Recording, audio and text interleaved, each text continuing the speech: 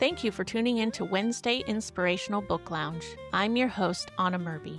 Today we welcome back Pastor Hubert Carl as he reads to us the well-known Green Leaf in Drought Time, a harrowing missionary story of a family who gave up everything to do pioneering missions work in inland China. Enjoy the show.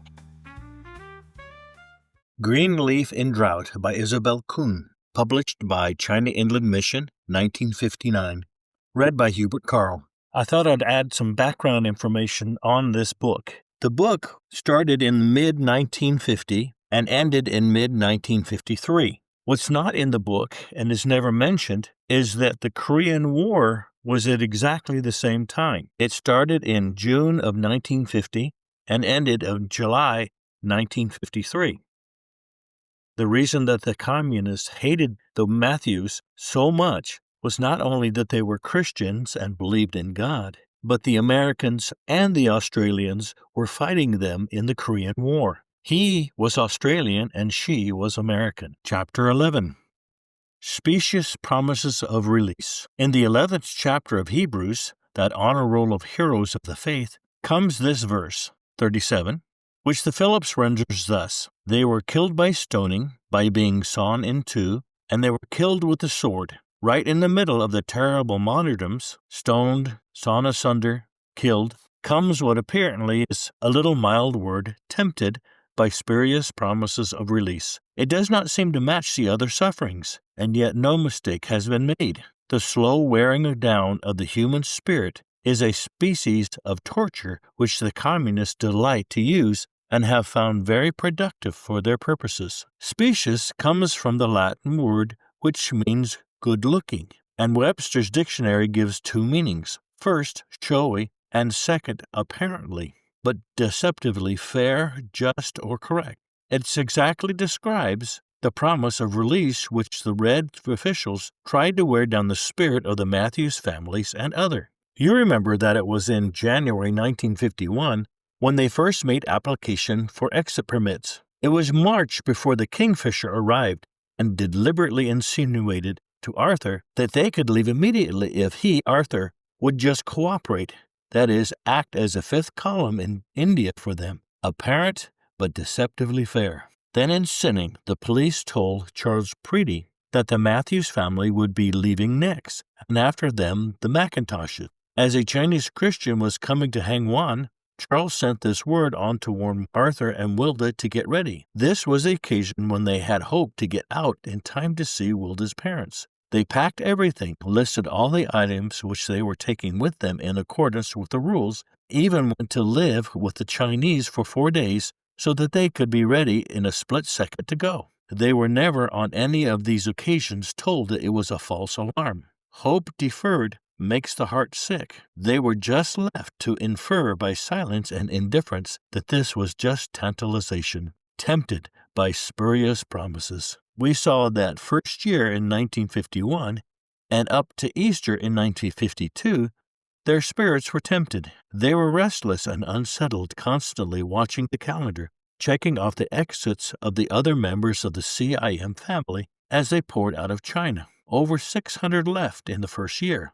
Always they hope, surely we would be next, and continued teasing urged them on. For instance, 1 month after Clarence's useless warning, Pastor Jin was approached by the Hangwan police. Got some foreigners down in your compound? Well, tell them to get ready to go. This was surely it, and word came that the Macintoshes and Miss Merrily Milner had already left their stations and were at Sinning, presumably on the way out. Not really. They were held there for 4 months, but at first that could not be foreseen. But no further word of exit after the message through Pastor Jin. Once in July, once in August had come warnings, and now in September came a third. The white people are moving on, came a rumor. Clarence had been told that the Matthews family would go before the Macintoshes. Surely this was for them. But no, the Roman Catholic priest was summoned, but they were not, and so they were tempted. Then God dealt with them about delighting in His will rather than merely submitting. And you remember that by this time, prayer helpers at home had begun to concentrate on them. The two things are definitely linked together, taking the yoke of God's gentle message to them rather than just suffering it. This made all the difference in the world, for it lifted the strain off the spirits. It was again the feather curtain of God, silent, mysterious, baffling to the communist because it was something he could not reach, but protective and restful for his children. They accepted the teasing promises to let them go, no longer believing in them. They abandoned themselves to the will of God to stay in poverty, under humiliating treatment, and with starvation constantly threatening them from without. And they tell us that the peace of God never left them. Their spirits were not worn down by these spurious promises, but grew strong, sap-filled, and verdant. After their best wine now experience, they were again tempted. A year after the instruction that they should get ready to go, which was unfulfilled, Pastor Jin appeared at the door. By this time he had been forbidden to speak to them, so they were surprised. Pastor Chin and I had been to the special meeting of the police, he said. The head officer said to me, "You have some foreigners down there in the gospel hall, haven't you? Well, tell them to reapply for exit permits. So that is my message to you." This seemed very plausible. Their money, which was in Felix's hand, had dwindled, and next month they would draw the last of it. So they presumed they were approaching the penniless state. This promise of release would be bona fide. They spent money to have their passport pictures taken, wrote out their applications, and got ready, only again to be met with silence. But the peace of God was theirs and never left them. Arthur writes, "False alarm! We were informed in a roundabout way that if we still wanted to go home, we should reapply for permission. This we hurried to do, still not fully wise to the fact that this seems to be an idea of a joke to some people's minds. Another is to make us repeat every request for money and to keep us running uselessly and harmlessly back and forth. I do all my odd jobs outside in the morning, and then am free in the afternoon for writing. I should have the reach of a gorilla after all the water I've carried. While the snows were melting, the river was so dirty, I had to go quite a far bit to find a spring, which meant about 1 mile round-trip load. We use about 2 loads a day on the average." Wilder writes, "It is truly wonderful to know that he has the blueprint and is following it to the dot. The other day it just flooded over me, the realization that we are prisoners of the Lord, even as Paul wrote, kept here by him for his special purpose. I used to feel so concerned about the future. I can truly say that none of these things bother me now. He knows what is best and will work it out. If we want our way, we not only spoil the plan, but in gaining we lose. After all, how little these things really count. We've been 1.5 years using tin plates, bowls as cups, tin cups as sugar container, salt cellar, etc., washing our plates for the next course, using a saucepan for washing and using it again to getting a meal. No curtains, no bedspread, just nothing homely or attractive. I've longed many times that it was different, especially the things for Lila. But I've learned that these outer things, though desirable, are not essential." And so the Heart Victory held. From August 1952, they passed into those 2.5 months of miracle gifts or Mother Hubbard's cupboard. And then the Great Release, when their financial problems were transferred from Hangwon Police to the Sinning Police. But even here, exuberance was restrained. In case you have not heard already, you will be glad to know that we have turned the corner and now look to our local secretary, Clarence Preedy, for supplies. Alas, this does not mean that we can do without the act of application. His letter continues, "With the change, there could be a possibility of better things, for being in the hands of the police at CP's ends is far more cheerful and hopeful prospect, for everything gets spoiled here. We have refused to look at this change for the better, for we look not to the things which are temporal. As with Israel, so with us. God made their enemies to pity them, and if he doesn't through this change, then we don't want anything but what he sends." The happy, full cupboards of Christmas in 1952 being over, they entered the new year of 1953, their 3rd new year in Hangwon.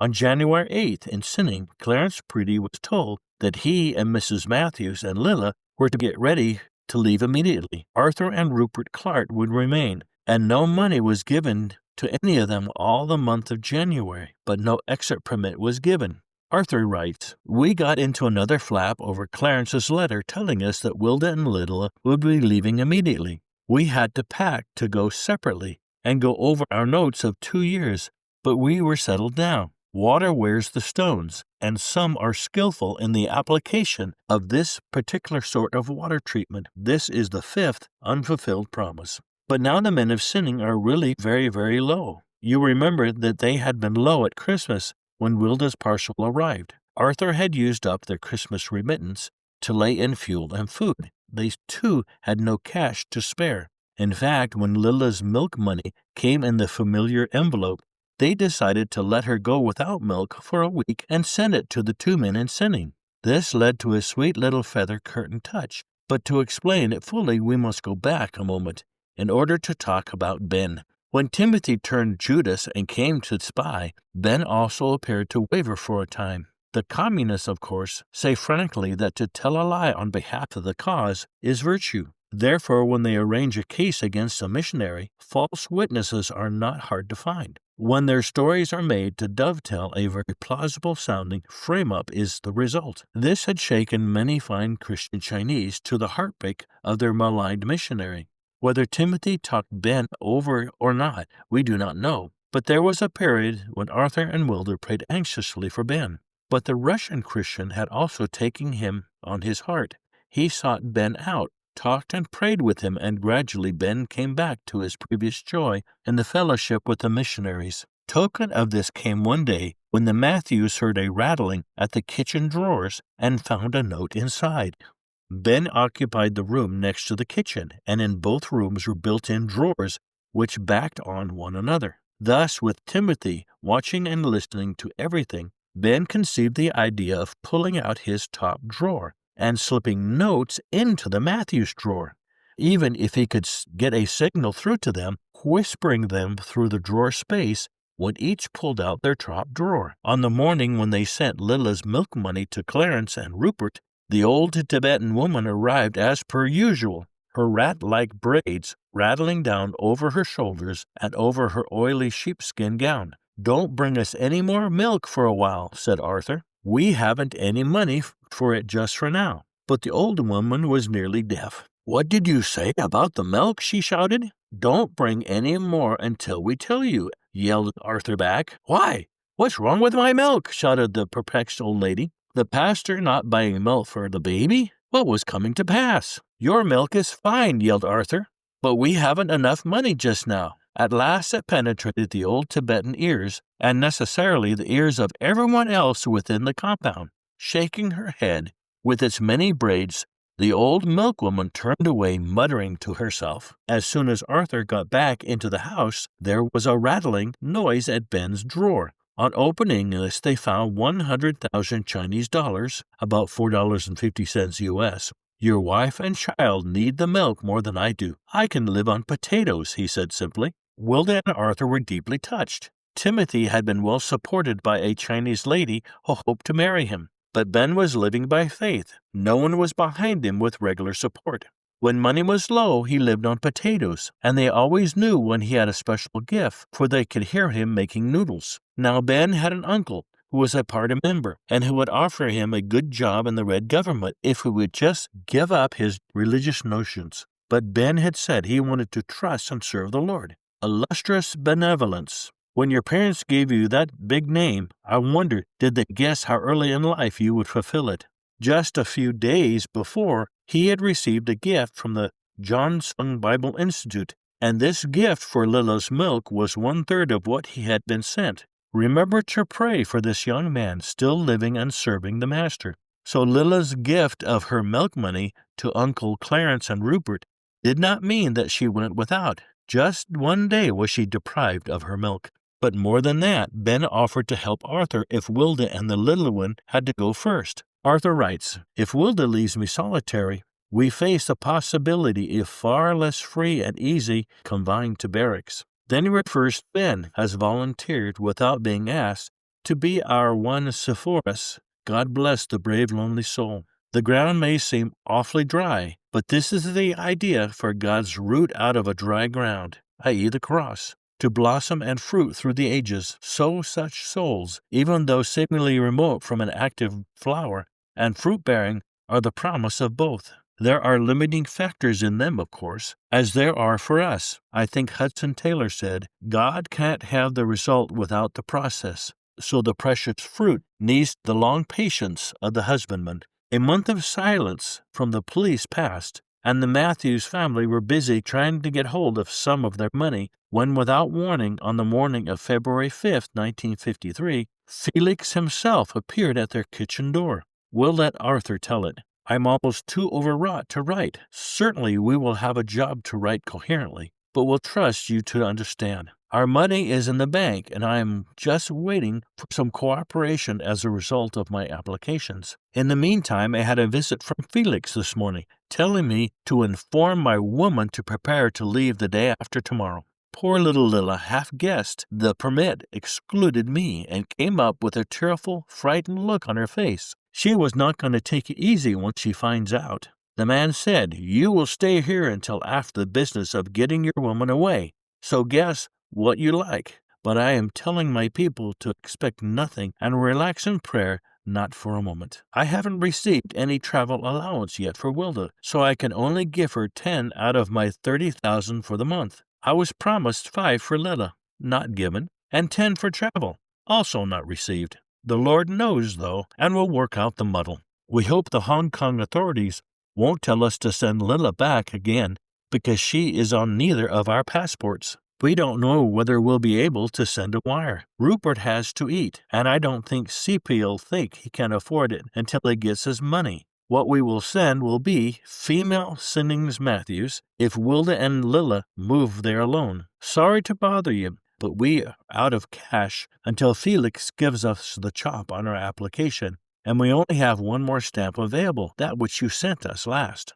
P.S. Packed, ticket bought, coolies here to take the baggage, when word came to stay, so the female's still here. This was the most painful of all. His few pennies spent on tickets, no refunds allowed. Wilda and Lily all dressed for the truck, their boxes roped, the coolie stooping down to lift them. When Arthur arrived to say, "Stop," they refused to give you a road pass. Poor little Lilla ran into the kitchen, sat on her little chair, and rocked back and forth, sobbing with disappointment, tempted with spurious promises of release. It is sweet that the Lord notices our trials, and He does not list them as small or "you'll get over it." He put this one down in His honor roll of heroes of the faith. Arthur himself wrote, "Truly there's a place of gold where they refine it, and the Lord has seen fit to appoint us to the place. May there be no spitting and sputtering in the process." Wilda wrote, "Thus ends the 6th time we've been told to go in the last 2 years. We were neither upset, being a fool, too often, I guess. Before long we felt it was the Lord overruling. Perhaps we can both leave together, at least from here." Poor little Lilla cried, and oh so hard, but she got over it. Needless to say, it has not been easy for Wilda to face leaving Arthur alone, yet she dare not demur. It was because of Mrs. Clark's reluctance to be separated from Dr. Clark, which had enraged the communists, so that they put him in prison for 3 days to punish her. Wilda knew that, and so she dare not show her feelings to anyone but the Lord. In His presence she bowed and let out her heartache. She says, "One night I lay pleading with the Lord to let us go together. But the next morning I was confronted with Romans chapter 9, verse 20 and 21. Who are you to reply against God?" Or in the margins it says, "Dispute with God. Has not the potter power over the clay?" As I faced it squarely, all I could do was bow my heart and head and say, "Not my will, but yours be done." What a comfort and help to be able to just leave it all with Him. But how wonderfully and aptly the Word had spoken to her. So there was heart peace. Yet it was not possible to escape a certain amount of suspense. Both Arthur and Rupert Clark had severe charges against them. False ones, of course, but murder? 3 of the doctor's former patients who had died were now charged against him as the responsible agent in their deaths. Arthur was kept on tenterhooks, wondering what they would finally produce against him. But now, after this 6th accidentalization, they waited nearly a month before the police paid any more attention to them. During this time, they were eating into the good food supply, which Wilda had hoped to leave for Arthur, of course. Then, but we will let Arthur say it, On Sunday, the 1st of March, a man walked into the yard and informed me that the woman with a child would leave the next day tomorrow. I suggested that maybe she'd get along better with a road pass, and that without a pass I would not see my way clear to buy a ticket. So he told me to report Sunday at 6 p.m. When I got there, I was asked whether I'd bought the ticket. So I quoted the old Chinese proverb, once bitten, twice shy. Perhaps they thought that last time I was too zealous in buying a ticket before I had a pass. I was ordered to report in the morning. As I was on my way home, a group of men joked as I passed, "He won't buy a ticket, ha ha!" So I knew there was a joke somewhere in the offing, even though I could not see it. Monday morning, after packing, I reported, bright and early. Another man came past and asked if my wife was leaving that day. I told him it was up to them. I wasn't in the position financially to throw away money on a ticket without some assurance that I'd be able to use it. Then another came out and told me to buy the ticket that afternoon and to report Tuesday morning when I was ready to take the family to the bus. Seeing that the ticket was not sold until 11 a.m. and the truck leaves at 12, I thought the request rather out of order.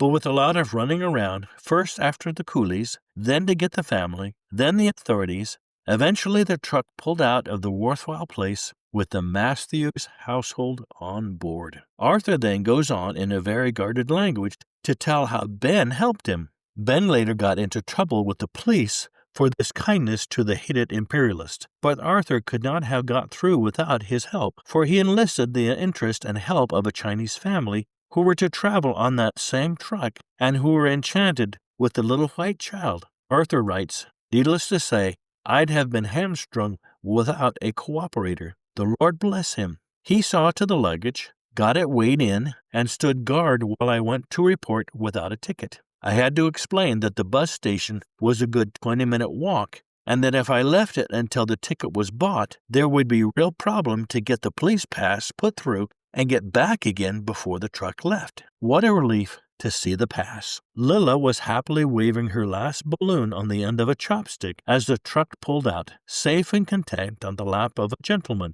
There were still some with this quality, who with his wife were to see that Wilda and Lilla were looked after on the other end. I came back and spent the afternoon packing their beds out of the kitchen and cleaning up generally. I'm now settled down to what we hope is the last lap. The next thing will be to see if they think I can live on air. For if it had not been for Harry and Elizabeth Gould, I'm sure we would have been stranded. CP is well set up again, so Wilda and Lilla will be better served there than here. I am well off for books. CP had passed on about 20, and so there was no monotony for a start. Also, there is quite a pile of occupation in the mending basket. I asked Arthur if the empty kitchen was very lonely to return to after his loved ones left. No, the relief that they were actually got away was greater than anything, he replied simply. On March 4th, 1953, Lin and Lilla left Arthur at Hangwon. March 15th, they left Sinning with Clarence Preedy. March 24th, they crossed the Liberty Bridge into Hong Kong. Wilda wrote, "Is this Hong Kong?" The tired little girlie asked the question again for the umpteenth time on the 9-day trip from far northwest China. Oh, how wonderful it was to her mommy and her adopted uncle to be able to say, "Yes, this is Hong Kong." We were crossing the trestle in no man's land between China and Hong Kong. Only a few seconds before we had caught the glimpse of the Union Jack flying so gloriously free, and even at the moment we had seen the head of another uncle peering over the wall, one of the other CIM missionaries, waiting to welcome us. It's almost impossible to express one's feeling of relief, joy, and happy gratefulness. Truly the goodness and mercy of the Lord has followed us all the way, and made many crooked paths straight. Many times, one day by truck, and the rest by train, we had seen the Lord definitely working for us, and how we praise Him. Friends at Hong Kong wrote, "You will be glad to know that Mr. Clarence Preedy was reported to have been well and very bright on arrival. Mrs. Matthew is thin but not ill, and little Lilla is a beautiful child, rosy, plump, and in good health." Of course, everyone wanted all the particulars about the two left behind, so Wilda wrote a circular. Before leaving Sinning, Clarence was given the answers to some written questions. Rupert is allowed to go out on the street to buy vegetables. He has been given the bank book and can draw money. Arthur can get his monthly allowance through Rupert. Rupert was given the keys to the place. Rupert and Arthur are in good spirits and in good health, although both have tendency to black out occasionally. At present, both have fairly well-filled cupboards and money in hand. In China, Wilda had been asked by the police who examined her if she knew why she was being allowed to leave.